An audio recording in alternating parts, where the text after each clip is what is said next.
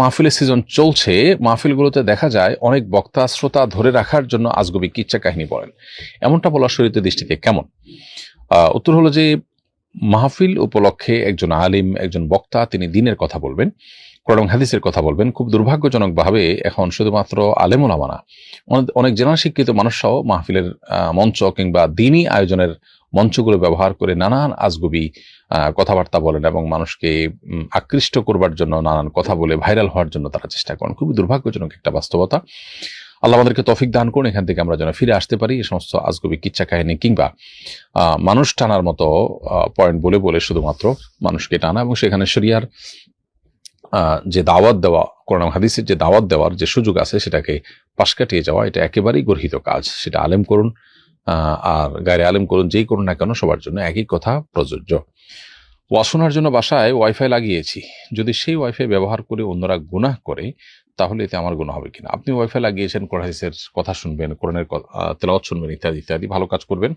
এখন সেই ওয়াইফাই দিয়ে যদি পরিবারের অন্য কোনো সদস্য বা ওয়াইফাই যাদের অ্যাক্সেস আছে তারা যদি সেটা দিয়ে কোনো গুনাহের কাজ করে তাহলে তার দায়ভার তাদের উপরে বর্তাবে, আপনার উপর বর্তাবে না ইনশাআল্লাহ তাআলা। কারণ কোরআনে কারিমে আল্লাহ বলেছেন আল্লাহ তাজিরু ওয়াজরাতুন উযরা উখরা, কোনো পাপের বোঝা অন্য কোনো ব্যক্তি বহন করবে না।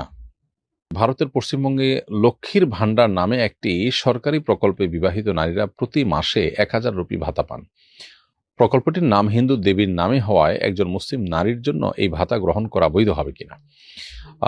উত্তর হলো যে প্রকল্পের নাম যদি হিন্দু দেবীর নামে হয় তাতে ওই প্রকল্প থেকে যে সুবিধা গ্রহণ করার কথা নাগরিক অধিকার হিসেবে সেটা গ্রহণ করতে কোনো অসুবিধা নেই, কারণ প্রকল্পের নামের সাথে এই সুবিধা গ্রহণ করার কোনো সম্পর্ক নেই। অতএব একজন বিবাহিত নারী প্রতি মাসে যে ভাতা পাওয়ার কথা সেটা তিনি নির্দ্বিধায় গ্রহণ করতে পারেন, প্রকল্পের নাম যাই হোক না কেন, তাতে তার কিচ্ছু আসে যায় না এবং তারপরে সেই গুনাহ বর্তাবেও না। তারপরে প্রশ্ন হলো যে মাহফিলের বক্তারা অনেকে অল্পতে মেজাজ হারান, এমনকি অনেকে মাহফিলের স্টেজে আয়োজকদের সঙ্গে রূঢ় আচরণ করেন, এটা কতটা সমীচীন?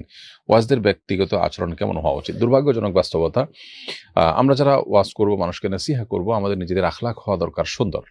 নবী করিম সাল্লাল্লাহু আলাইহি ওয়াসাল্লাম বলেছেন, মা মিন শাইইন ইউযআ ফিল মিজানি ইয়াওমাল কিয়ামাতি আথকালু মিন হুসনিল খুলুক। বান্দার উত্তম আচরণ